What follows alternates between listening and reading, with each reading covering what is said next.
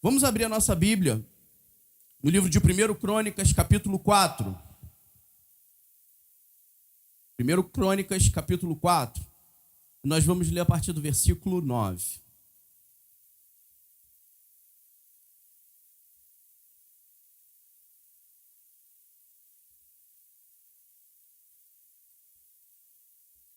Primeiro Crônicas, capítulo 4, versículo 9, diz assim: E Jabes foi mais honrado do que os seus irmãos, e sua mãe chamou o seu nome Jabes, dizendo: Porque eu dei à luz com aflição.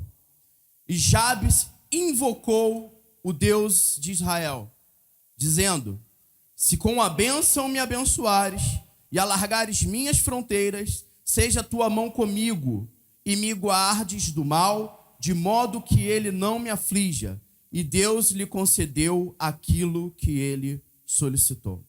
Senhor, nós te louvamos nesta noite, ó Deus, pela tua palavra. Te rendemos graças por ela e te pedimos, Espírito Santo, fale conosco nesta noite e nos oriente acerca daquilo que o Senhor tem para nós, para a tua igreja, para que possamos, ó Deus, sair daqui edificados, alicerçados, nutridos pela tua palavra, e que possamos crescer, ó Deus, mediante o leite não adulterado, que é a tua palavra, racional para as nossas vidas. Pai, em nome do Senhor Jesus, ajuda-nos, é o que nós te pedimos nesta noite. Amém. Você pode sentar.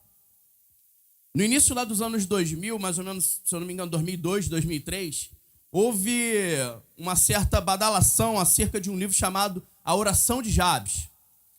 E como não poderia deixar de ser, eu peguei, ele é um livreto, na verdade, ele é bem pequeno, e não poderia deixar de ser, eu li aquele livro, e eu lembro como que aquele livro me impactou naquela época, e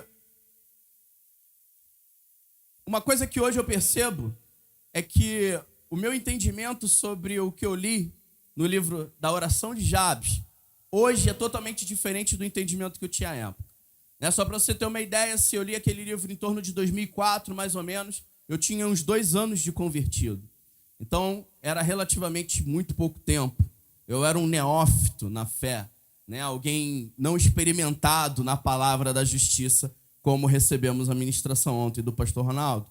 Mas, hoje, o meu entendimento é muito diferente acerca disso, e é mais um pouco disso que eu quero compartilhar com os irmãos, uma vez que nós estamos falando sobre oração. E talvez seja importante para nós falarmos sobre a prática da oração e aquilo que a oração pode trazer a nós. Nós temos enfatizado o quanto a oração, ela transforma relacionamento. Ela muda o relacionamento. O bispo tem falado sobre isso, nós temos falado sobre isso em oração, o quanto é importante. Agora, presta bem atenção, esse texto que nós lemos aqui, são apenas 2 versículos que falam sobre um homem. Ou seja, não falam absolutamente nada de quem era esse homem, de qual era o passado dele, de como ele vivia, do que ele fazia, como ele se sustentava, qual era a profissão desse homem. Nós não sabíamos. A única coisa que nós sabemos de Jabes é que ele era um membro da tribo de Judá. A única coisa que nós sabemos de Jabes é que ele fazia parte do povo de Deus. E que naquele momento especificamente, se você olhar os capítulos anteriores, a partir do capítulo 1 de 1 Crônicas, você vai ter uma leitura talvez não tão prazerosa, porque é uma sequência de genealogias, E eu sei o quanto as pessoas, o quanto nós temos dificuldade com genealogias. Mas quando nós olhamos para Jabes, esses 2 versículos especificamente, nós percebemos que ele mostra, resumidamente, alguns pontos específicos da vida de Jabes. É isso que eu quero falar contigo. No início do versículo 9, a palavra de Deus diz que Jabes foi mais honrado ou mais excelente do que os seus irmãos. E muitas das vezes a gente olha para isso e pensa assim, olha, então ele já nasceu sendo melhor que os seus irmãos? Ele já nasceu sendo superior aos seus irmãos? Não é disso que o texto está tratando. É importante que eu e você entendamos o seguinte: o próprio versículo, ele está mostrando para mim e para você a conclusão da história. Por que Jabes ele foi mais honrado? Por que Jabes ele foi mais excelente? Muitas das vezes a gente foca no produto, no resultado final, e a gente esquece o pregresso. A gente esquece o caminho que foi trilhado para a gente chegar ali. O que nós precisamos entender é que ninguém chega, como o bispo tem falado diversas vezes. Muitos querem pregar os sermões de Spurgeon, de Moody, mas não tem a unção que eles tinham, porque não tem o relacionamento que eles tinham. Não tem a prática de oração, a vida de oração que esses homens tinham.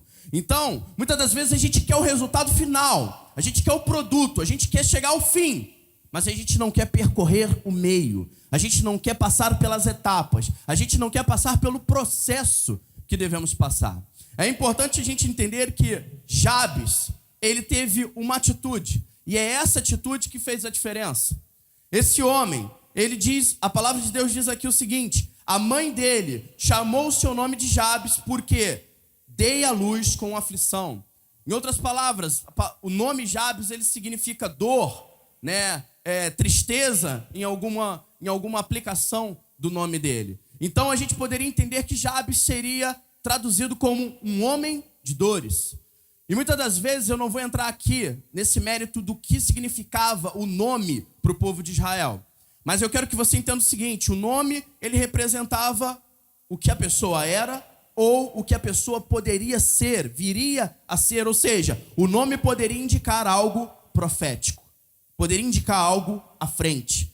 Então, eu posso partir daqui da ideia do seguinte: se Jabes era um homem de dores, era um homem que vivia aflito, era um homem que estava vivendo um momento histórico na sua nação, no seu povo, de aflição, ele tomou uma atitude. Ele não se conformou com a situação em que ele podia estar vivendo, em que o seu povo certamente estava vivendo, mas ele teve uma atitude.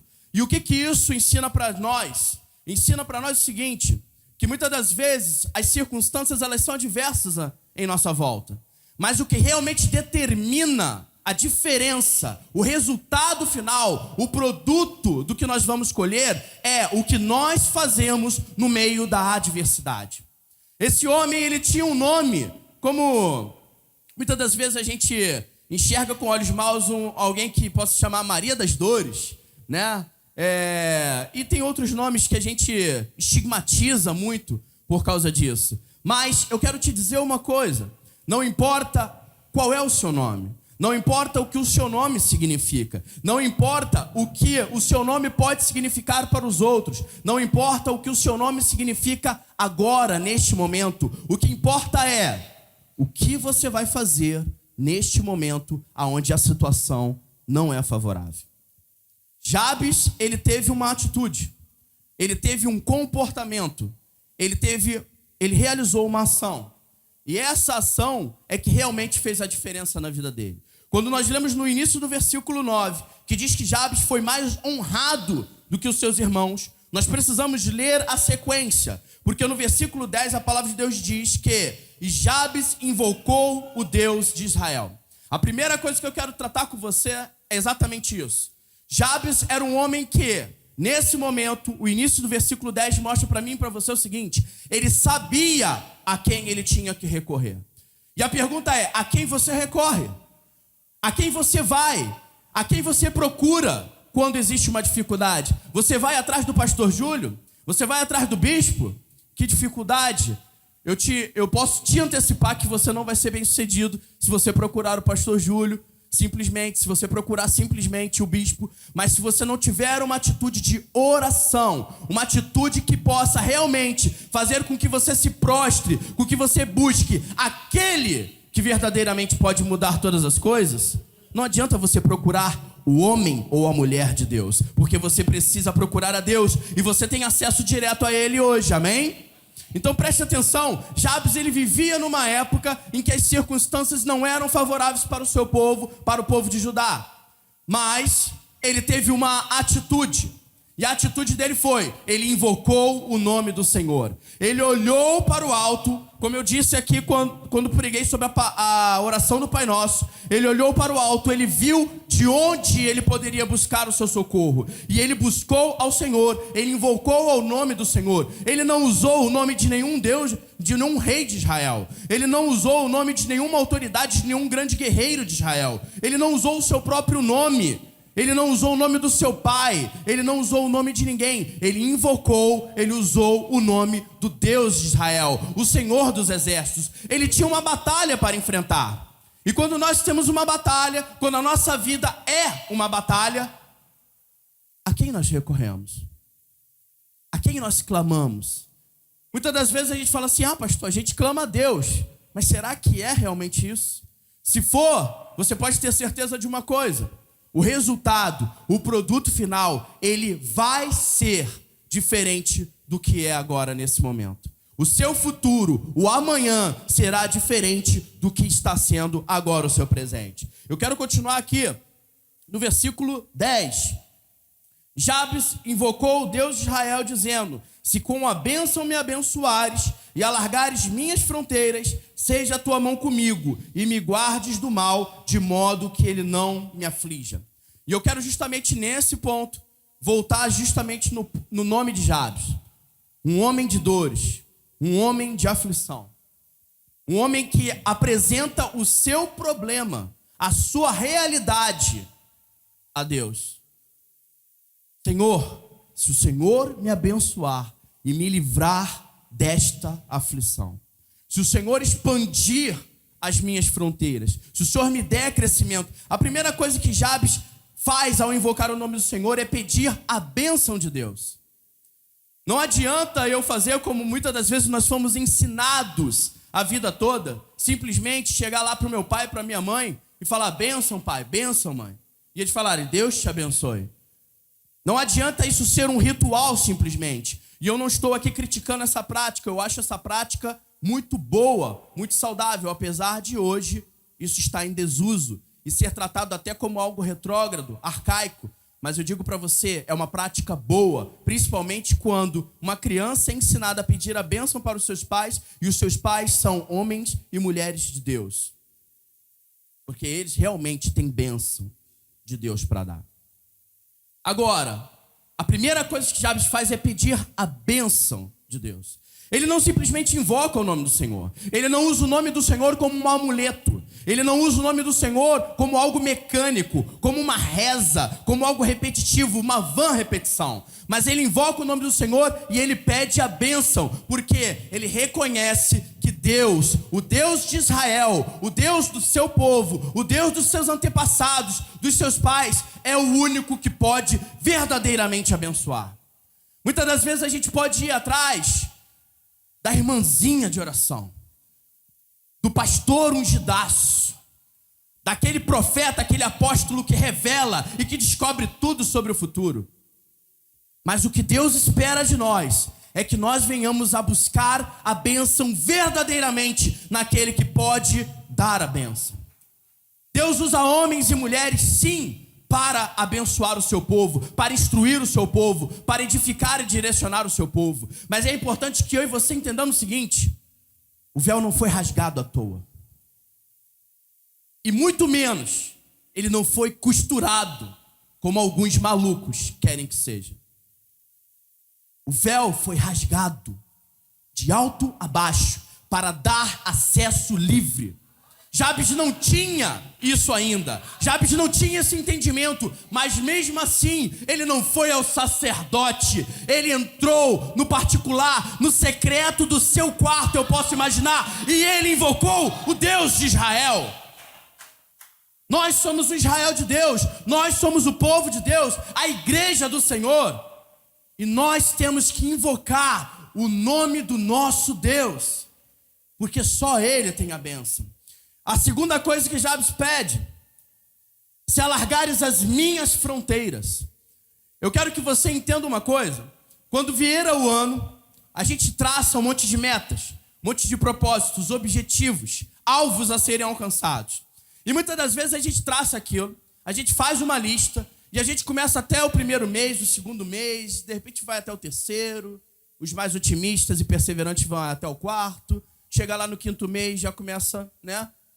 As coisas já não começam a acontecer como a gente quer, como a gente espera, e aí a gente vai desfalecendo, e a gente começa a parar de perseverar em oração pelos objetivos traçados.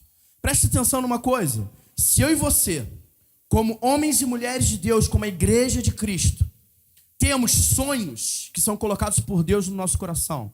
Temos objetivos, alvos, e preste atenção, precisa que esses alvos, esses objetivos, esses sonhos sejam de Deus.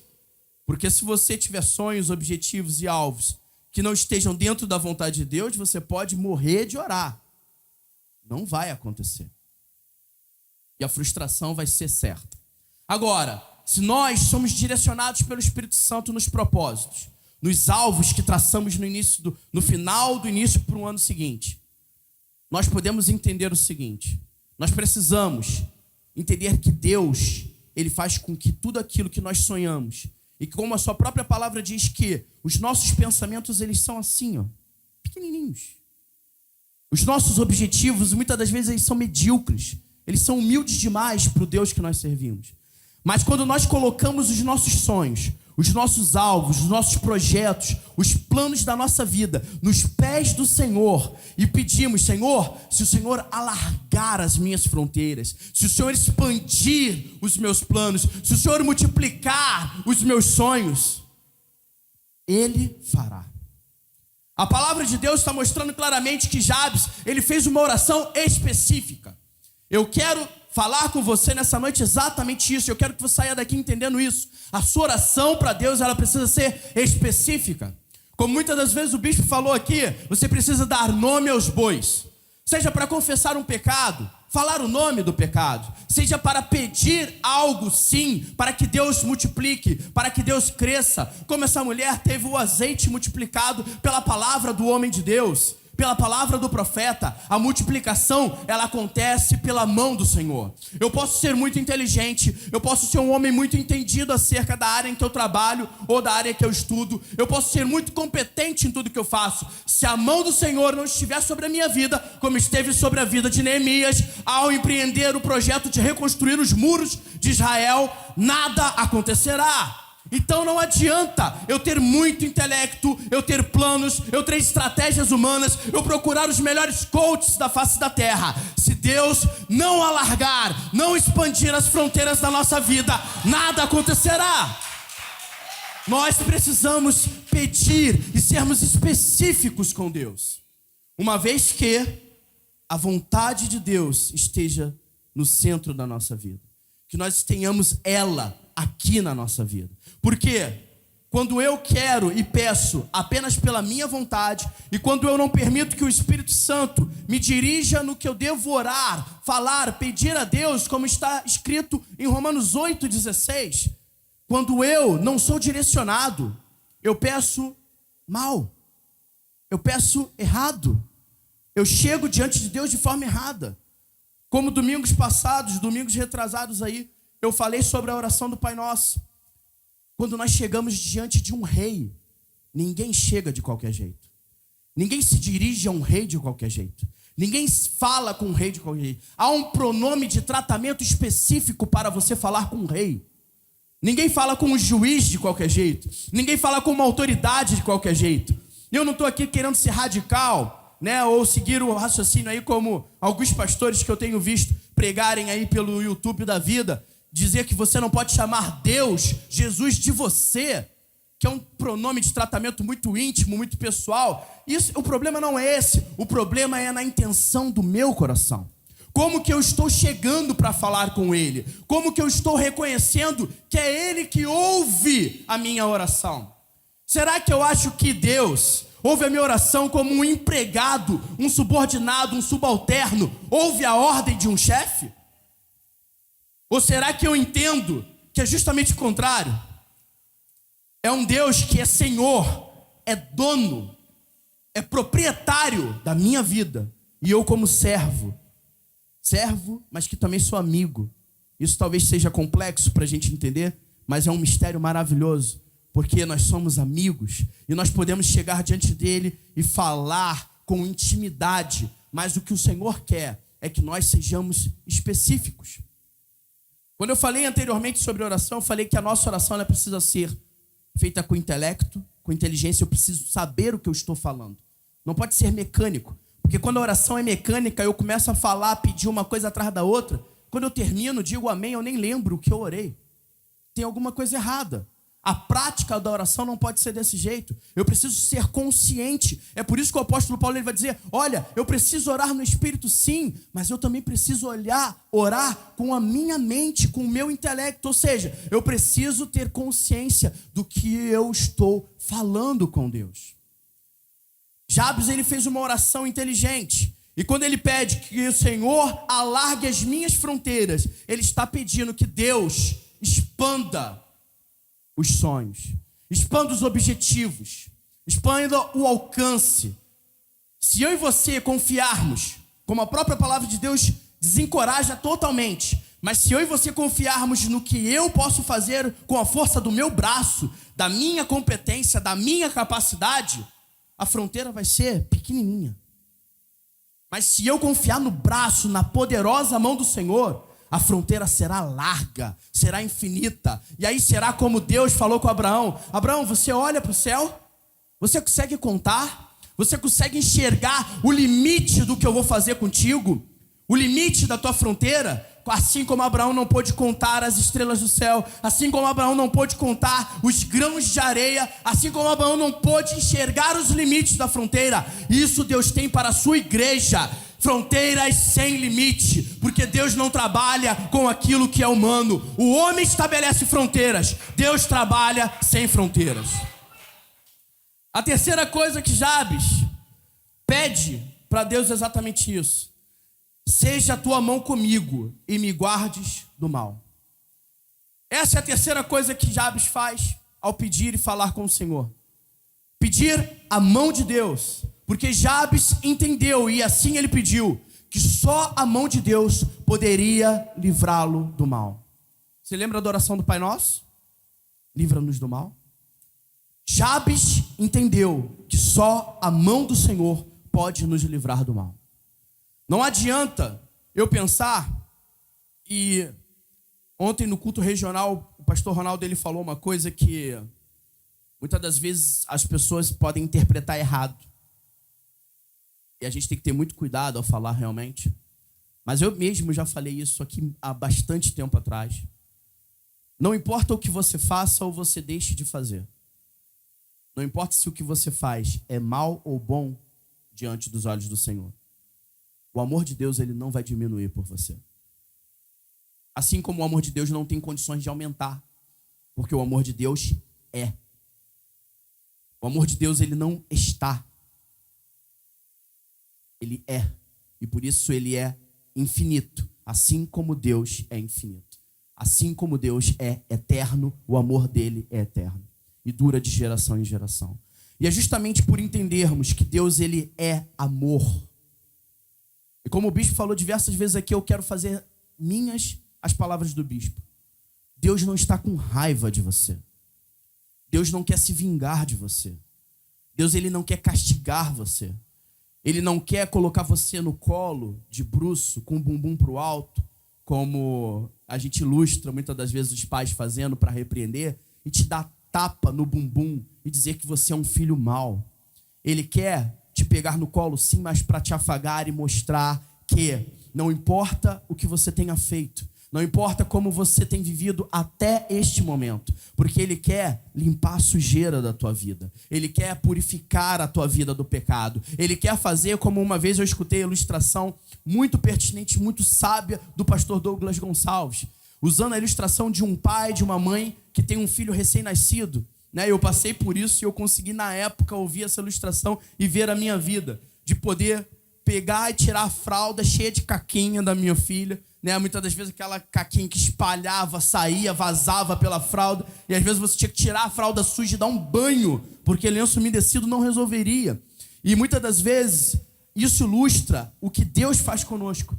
Ele pega o pecado, ele tira como aquela fralda suja, ele dobra aquela fralda suja cheia de pecado e joga na lata do lixo. Pega você que é o filho, pega você que é a filha, dá um banho com a sua palavra, limpa, deixa limpinho e fica com você, mas o pecado vai para a lata do lixo. Porque Deus não está com raiva dos seus filhos, do seu povo, da sua igreja. Mas Ele quer ter relacionamento. E Jabes, ele entendia isso.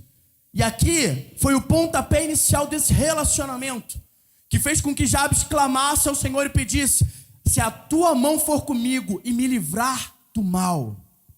Preste atenção, eu não sei o que Jabes fez depois de ter feito essa oração. Eu não sei quem foi Jabes depois disso. A palavra não me registra grandes feitos no nome de Jabes. Ele não liderou, talvez, ou pelo menos não tem o registro de Jabes liderando um grande exército, liderando uma grande ação como Neemias fez. Mas o que a palavra me mostra, e isso é importante para mim, e isso é essencial, e eu preciso ficar apenas com a palavra e não ir além dela. O que a palavra de Deus me mostra sobre Jabes é que ele era um homem comum. Comum. Você é uma mulher, você é um homem comum? Eu sou. Eu não sou melhor que você. Você não é melhor que eu. Diante de Deus, somos comuns. Muito comuns. De tão simples que nós somos. Comuns. Mas a palavra diz que no momento em que Jabes invoca o nome do Senhor, lá no início do versículo 9, diz que Jabes foi mais honrado do que os seus irmãos. E aí, quando a gente pega essa comparação, porque o texto está fazendo uma comparação, e quando eu e você fazemos comparações, muitas das vezes elas são malignas, elas são mal intencionadas. Ah, porque o bispo é assim, mas o pastor Júlio é assim. Ah, porque o pastor Marcos é assim, mas o pastor Júlio é assado. Quando nós fazemos comparações de pessoas, normalmente isso é maligno. É mal intencionado. Mas quando há uma comparação na palavra de Deus, é porque Deus fez essa comparação. É porque Deus enxergou. Espera aí. Tem 5, 10 filhos. Um foi diferente dos outros. Um agiu diferente dos outros. Muitas das vezes nós olhamos para a sociedade e enxergamos muitas das vezes famílias que têm vários filhos, né? E um se destaca. E a gente não sabe por quê. E a gente não entende por quê. Jabes, ele não subiu num alpendre, num lugar alto de destaque e fez a sua oração invocando o nome do Senhor. Talvez muitos dos seus irmãos não soubessem que ele fez essa oração. Que ele invocou o nome do Deus de Israel. Mas o que a palavra de Deus diz que ele foi mais excelente, mais honrado. E quem honrou Jabes foi o Deus que ele invocou, o Deus a quem ele clamou. Não foi homem algum. Assim como o próprio Senhor Jesus ensinou lá com os seus discípulos, coração do Pai Nosso, ó, quando você for orar, você entra no teu quarto e fala com o teu pai em secreto, porque publicamente você será recompensado. O que você faz, a tua ação é em secreto, mas a ação de Deus é pública, é manifesta. E aqui, a invocação de Deus por Jabes provavelmente foi secreta. Provavelmente ele foi num particular, num lugar só ele, e falou, invocou o nome de Deus. Falou com esse Deus: Senhor, me abençoe, alargue as minhas fronteiras, estenda a tua mão sobre a minha vida, me livra do mal. E depois, os seus irmãos, a sua família, os seus pais, as pessoas que estavam em volta dele, os vizinhos, a circunvizinhança, viu um homem ser honrado, alcançar coisas que os outros não alcançaram. Preste atenção no que eu quero dizer para você. Quando eu e você temos propósito e relacionamento verdadeiro, sincero com Deus, e temos essa intimidade com Deus, Ele faz. Em contrapartida, quando você olha para a vida de alguém, e eu vou me usar como exemplo, quando você olha para a minha vida, e você olha e fala assim: eu não vejo o pastor Júlio ser um homem abençoado. Você pode ter certeza que é porque eu não faço o que eu deveria fazer. Pastor, como assim? E o senhor não passa luta? Passo luta. Mas a luta, ela tem que passar. A Bíblia garante que ela tem início e fim. Porque o propósito, o produto, o resultado final de toda luta, presta atenção aqui, o resultado final de toda luta que vem sobre a minha vida e sobre a tua vida é o nome de Deus ser glorificado. Então, preste atenção numa coisa. Quando nós olhamos esses únicos 2 versículos que falam acerca de um homem, não falam nada sobre a vida dele em detalhes, mas falam de um homem, do que ele fez, e mostra claramente que ele foi honrado por Deus, e que se isso está registrado aqui, com certeza, outras pessoas reconheceram que foi Deus que honrou aquele homem. Ou seja, não ficou, o mérito não foi para ele, não foi para Jabes. O reconhecimento não caiu sobre ele, não. Ele buscou, ele fez por onde. Nós muitas das vezes atrelamos essa meritocracia. Ah, não, fulano conseguiu, alcançou porque trabalhou para isso. Algum tempo atrás, eu lembro que numa situação muito particular, uma pessoa chegou para mim e falou assim: desculpa, mas eu não consigo entender como que eu tenho que agradecer ou pedir a Deus para que algo aconteça na minha vida, se tudo que eu tenho é porque eu trabalhei e eu lutei para isso. Mais ou menos com essas palavras, eu estou parafraseando.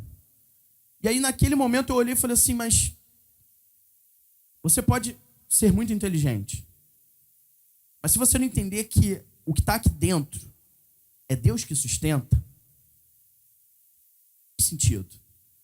Você pode ser um homem muito forte, muito capaz, com habilidade manual, uma mulher muito talentosa, artisticamente.